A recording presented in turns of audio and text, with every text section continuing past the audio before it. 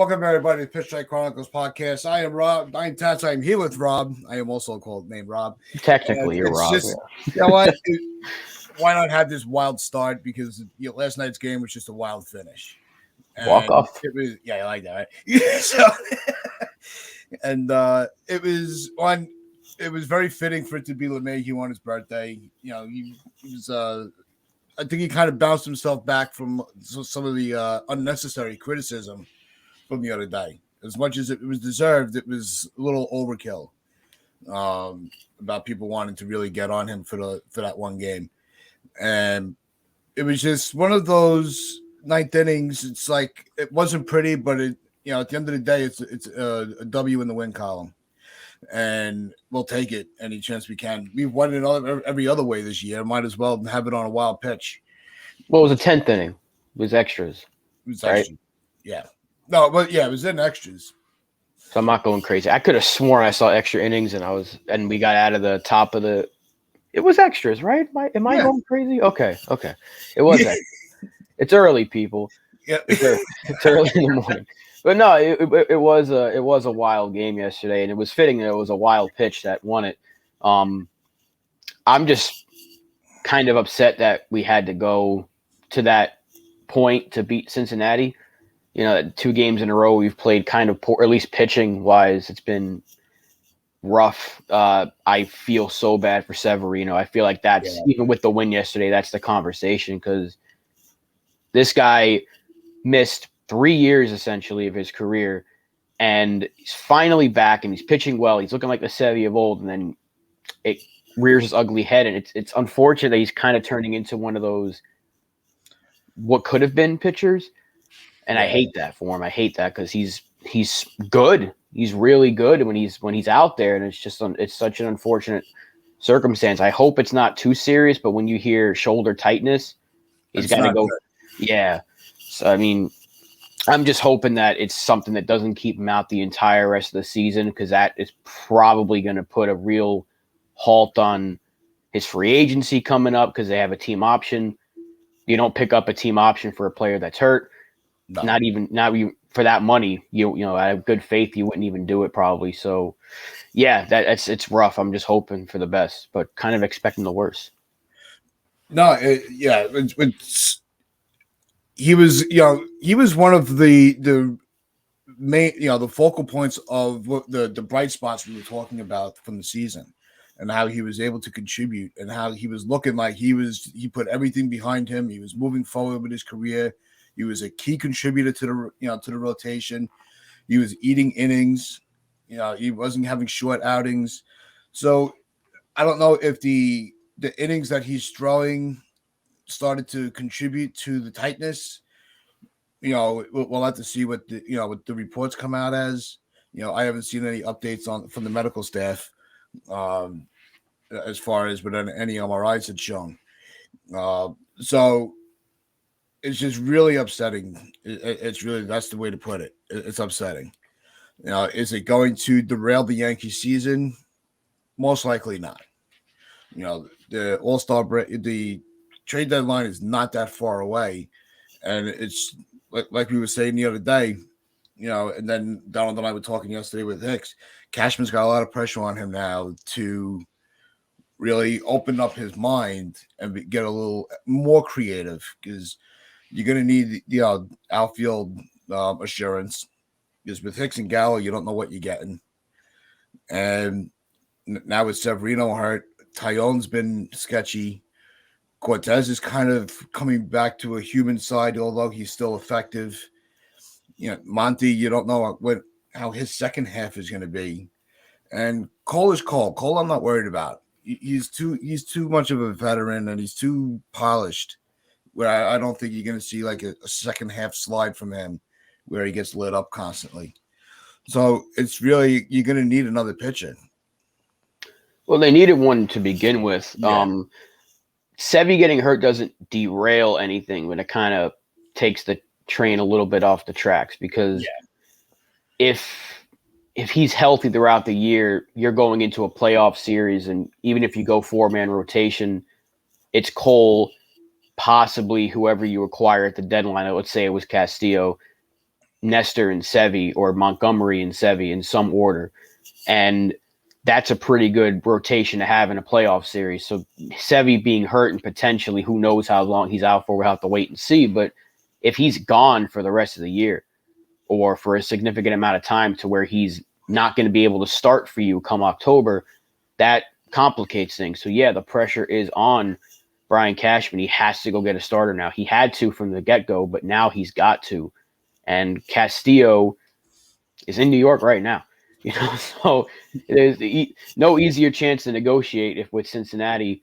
But there are other names out there you can go and get if the price isn't right for Cincinnati, because we know they're going to have a high asking price, but World Series is the ultimate goal, and Castillo does help you get there. So we'll see. But yeah, get a pitcher. We need an outfielder. We needed one. It's just nothing's changed, even with the injuries. It just kind of heightens the need for him now with Hicks, even though he's okay. He says he's okay, and now Sevy's injury does heighten the need for those two positions. Yeah, no, I think tonight's game with Castillo is going to everybody's eyes are going to be straight on him. Yeah, and Donald will be there firsthand tonight. He'll be at the game watching, so it'll be interesting to see how he's able to give a breakdown on Castillo's Yankee Stadium audition. Because when you're a top name that's being brought up in trade markets, it can be very distracting. And I think that tonight's going to be a test that this is a team, in the Yankees that's looking at you to acquire you.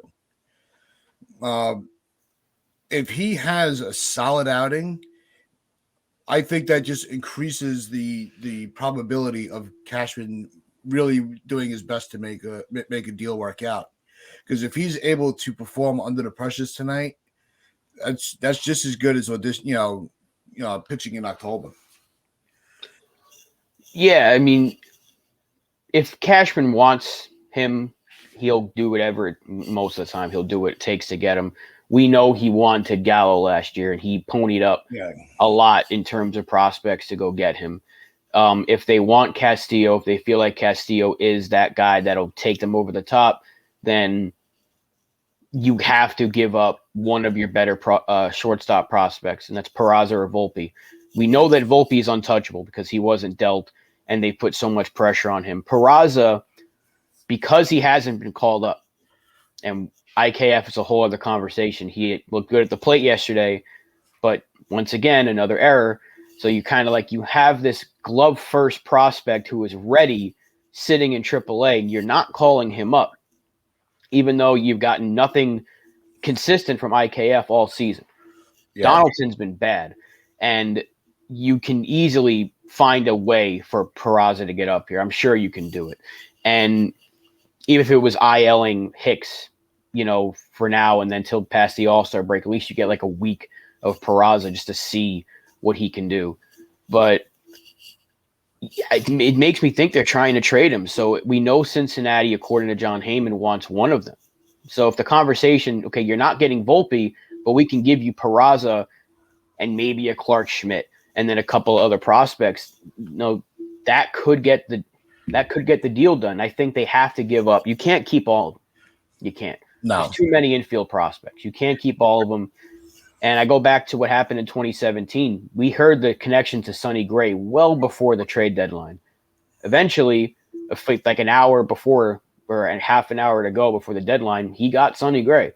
So if he wants him and he has the prospects to get it done, which he does, he needs to go make that move. That's a move that Cashman likes to make. He's got another year of control. He's going to help you win now and next year. I mean, Peraza he's probably going to be really, really good, but you have another really, really good prospect who's already in Double-A waiting in the wings in Volpe. So as much as I want to see Peraza up here, if it gets us Castillo, I am pushing the chips in the table. Yeah, because we're flooded with infield prospects. One great prospect is not going to hurt the organization long term. So if it does take Peraza, and the other thing with Castillo that keeps getting forgotten, and it's Cashman's had him on the radar for a while, and we've been around long enough to know when Cashman keeps going back to that same player, it's because the deals weren't that far off where they were impossible to make. So it really leads me to believe that I would say that the probability of Castillo is probably at 80% right now. Being last year it was like 50-50 because the Reds didn't know what they wanted to do, even though they've played some really good games against the AL East. Don't forget they swept the Rays. Not that the Rays are anything, they're not the Rays that they were the last couple of years, but the AL East is still a top competitive division. We have not one team is under 500. The Orioles surge is something else to bring up. Because how the hell did the Orioles when did they get competitive? I didn't expect this till maybe next year with the way, I figured it would take 2 years for them to grow. And that's last year and this year. It's really bizarre. And not really. It's a little earlier than expected. Sometimes teams just catch fire. They have a lot of talented batters. They have a lot of young bats, and even their veterans aren't like old guys. Mancini's far from old. They're getting good production from pretty much everybody. And when you call up young prospects like Adley Rutschman, that sometimes that lights a fire under the team. The pitching's been better than expected because they still need pitching help. But now they're talking about Baltimore being buyers. They're talking about maybe the Orioles are going to be in for Castillo. We know they got prospects all over the place. If there's anybody that can make a move and be okay, it's Baltimore. So it's crazy that it's come to that point. But good for them. I guess it gives us more competition in what's already the best division in baseball. So now the Yankees have a better record against teams that are 500 or better. So it makes us look better too. So thank you, Baltimore.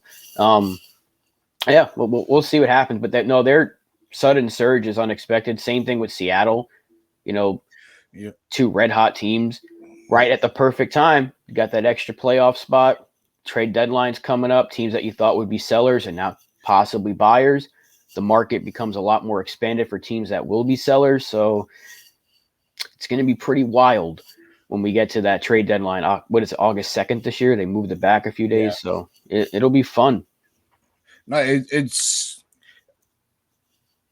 I think because that they're, with teams like Seattle and Baltimore that are kind of on the rise, I think it's going to really put the trade deadline, on its back. You're going to see it's just going to be chaos, and it might even minimize the amount of moves that are being made. If Baltimore turns into and Seattle for that matter, if they turn into buyers, then that reduces the options for the top line teams to get those little plugs that they're going to need. So that could really disrupt the outlay of how the postseason is going to look. Yeah, I mean, it's again, you always have certain teams that people think are going to go all in, right? Remember in 2009, people thought the Yankees are going to make a big move at the deadline, and they got like Hairston and Eric Hinsky, two moves that no one really expected, but they paid off. I'm not saying that we can kind of half-ass it this year because they need to go out and get an impact bat and a pitcher.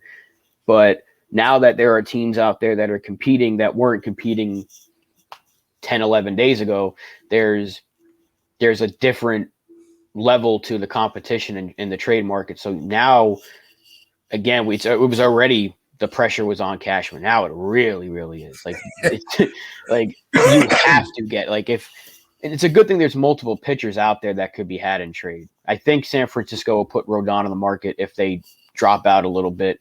But we know Montas should. I think he's hurt though. But Castillo is like at the forefront, so everyone's going to be trying to get him, and it's going to be who offers the best package. So if the Yankees if they say like, "Hey, Peraza was on the table and these other guys, but they like the Dodgers offer better," you really can't fault Cashman, for saying sometimes they just like other teams' prospects better. You can't really get mad. So I'm just hoping that he at least puts that. I don't want to give him an A for effort or participation trophy, but if at least he's making these offers that he's willing to give up prospects to help the team now, it takes two to tango. So if the Reds say no to our offer, but yes to LA or another team, can we really get mad at Cashman that he offers like 3 or 4 top 15 prospects for this guy, and they just didn't say yes? Sometimes that does happen. Yeah, it's. I'm really curious. Yeah, it's going to be interesting to see which prospects come up in the rumors, because that's usually the more frustrating part of the trade season. Is you hear these names and you go, "There's no, I'm like, that's not realistic," And for the last week, you see on Twitter all these people with putting up these graphics with I would trade this guy for that guy and these prospects for this guy. Who knows what Cashman's going to do? Like you brought up Hairston, and Hinsky. Sometimes it's the players that are not even on the radar that come in and are key contributors. Who had Carpenter on the team? Nobody even thought about him. Yeah. So, sometimes it's the players that you're not expecting to have any life left kind of get rejuvenated when they put on that uniform, and they'll play to their highest level.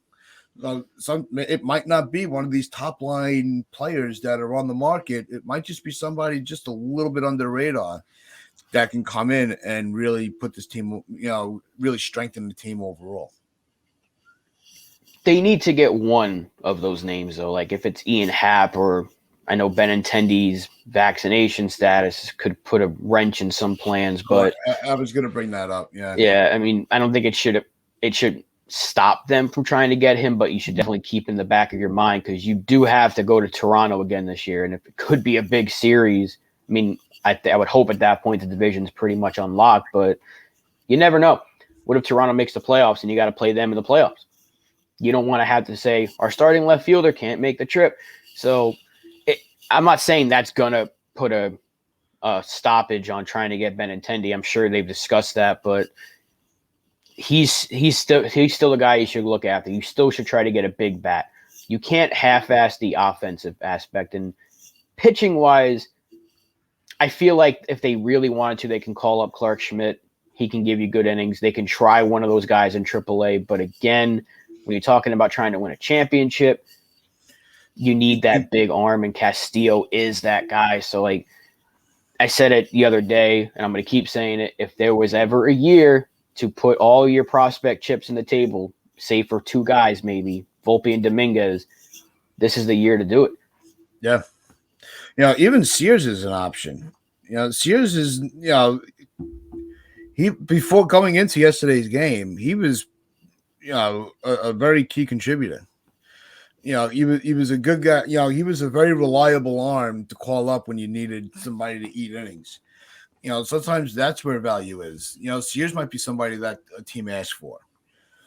And he's got the experience in the major leagues. He's been able, he's shown that he's not just going to come up, get lit up for a couple of innings just to save the bullpen and go back down. He's going to be, he's going to keep you in the game.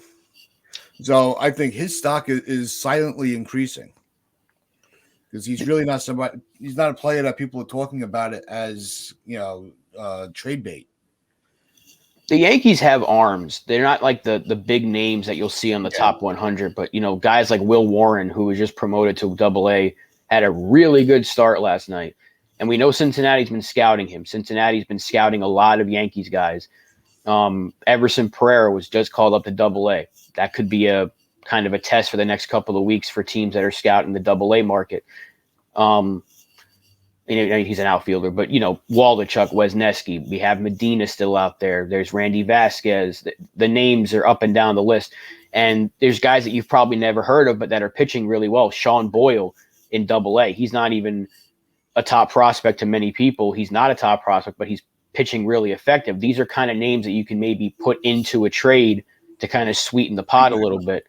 And so the Yankees have those names. They have arms. And they have infield prospects. They have some outfield. Florial's stock should be through the roof right now because he's murdering the ball in AAA. Yeah. So I think they have enough ammo to make two big moves if they wanted to. Now you have to decide, do we need the pitcher more or the outfielder? You can probably get a cheaper outfielder just to stash, play every so often if Hicks is okay because he's been playing much better. Gallo still should be on the move, but I think they have to go all in for one of those positions, and then you can kind of go the cheaper mid-level route for the other. I think the pitcher right now is most important. Yeah, no, I think now with Severino last night changed the whole landscape of where the needs were.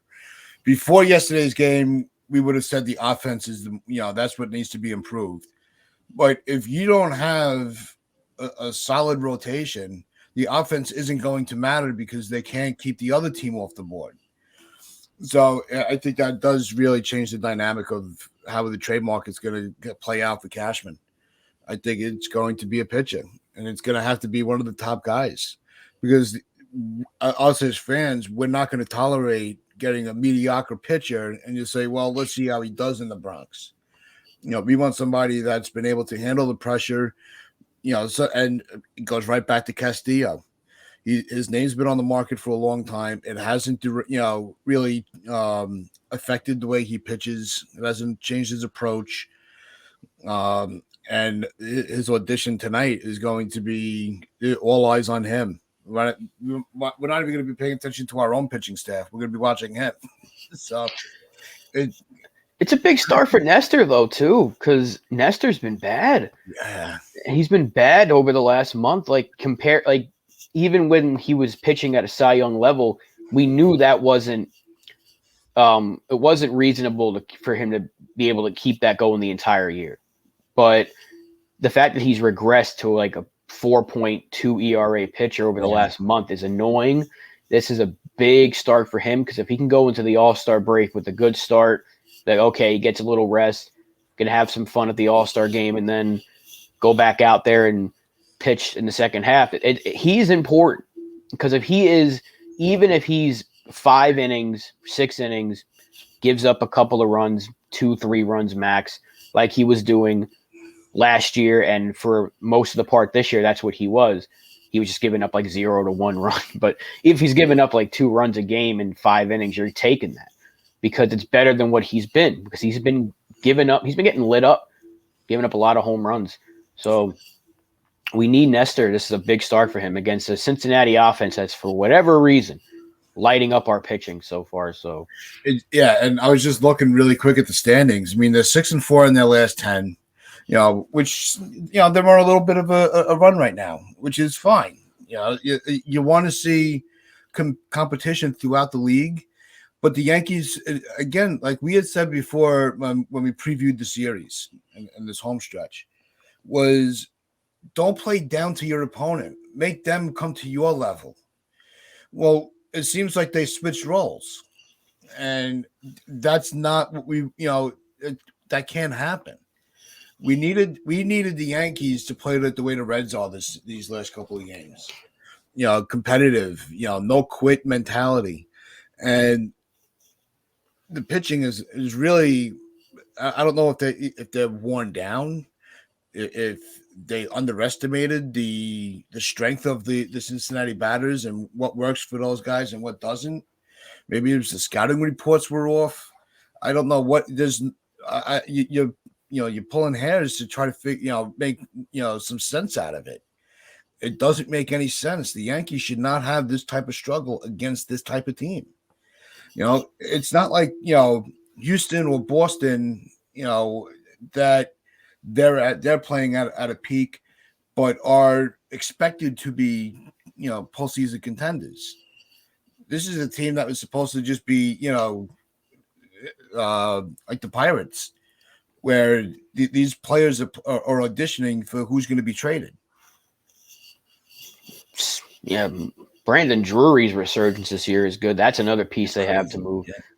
The Reds are going to load up on prospects at the deadline, that's for sure. They should move Castillo, and they should try to move Drury because he's a free agent at the end of the year. But no, we should be beating them up. It's not a knock on Cincinnati, but when you look at the level of where we are compared to them, we should be beating them up. And the fact that we lost that first game with Cole pitching that gem after struggling in Boston, and then you blow it in the night. Clay Holmes has looked bad his last 3 outings. I'm not going to be worried about it because he's pitched so well that relievers just have hiccups. But he's an all-star for a reason. He's been so good that I'm not going to be like, oh, they should never have put the pressure on him. But that's been an issue. The starting pitching's been an issue. Donaldson can only have one good series, and then he reverts back to being nothing. Even his defense has been questionable lately. I mean, there are issues on this team. There's holes, but they're pluggable, and you can plug these holes with a couple of trades, and that's what we've been saying. We're not trying to say the sky is falling because they've had their first rough patch in 4 months. We predicted this a month ago. Even 2 months ago. The Yankees were going to have a 6-game losing streak. They were going to have a long streak where it looked like all hell was breaking loose. That's just the way the game is. Just like, if you could make sense out of why the Yankees are struggling, you should be able to make sense of why Baltimore all of a sudden figured out how to play winning baseball. So things happen. That's the way it is. That's why baseball it's a very long season. And it's a very challenging season, especially on the players. It's 162 games that they're playing. And we can sit back here and be critical of it all we want. We're not the ones that are that are on the field. There's a reason why we're here and they're there. They have the ability to come out of their slumps. Just as we wouldn't even. I bet you there's a lot of us that couldn't even hit a baseball. I could make a foul tip on some of these pitchers. I'd retire. Look, there's a reason why we're behind a camera. Yeah, like you said, there's a reason why we're behind a camera and they're on the field. But we're allowed to. As fans, we're going to criticize players. Yeah, that's our job. That's our job, right? But no, at the same time, you want to see good players play to the way they should be playing. So, like Josh Donaldson, for example, he's getting paid $25 million. I know he's better than this. It's why it frustrates me that he's playing the way he is. Joey Gallo, I was huge on getting Joey Gallo last year. To see him struggling like this is like, I know that's not the player that he is. Everyone thinks Joey Gallo just flat out stinks. That's not him. That's not Joey Gallo. You don't go from what he was last year with Texas to us and just at the flip of a switch, you're a bad baseball player. It's just not the case. So it frustrates me when you see good players struggling. Except for Aroldis Chapman because he's just bad. But yeah, the Yankees could plug the holes with guys they have like in their own system, but that there are guys out there that are kind of like guarantees. Castillo's a guarantee to be good. Ian Happ is guarantee to make your lineup better. You put him in that 5 or 6 hole, and you don't worry about IKF at the bottom of the order. Although I still think they should address shortstop next year because Volpe won't be ready. But that's another conversation. Yeah, it's the other thing I want to kind of get to really quick before we run out of time is the struggles with Aaron Judge, and the slump that he's in time with the issues that they're saying with his lower body. Is the slump because of the strain, the issues with that they keep saying he's got lower body pain, stuff like that? Really quick, do you think it's correlated? Surprised it's not on his back because he's been carrying the team all season. So, I mean, he could be. Who knows? Well, All-Star break's coming up. We know he's playing in the All-Star game, but they just need a break. All these teams have been playing because of the lockout.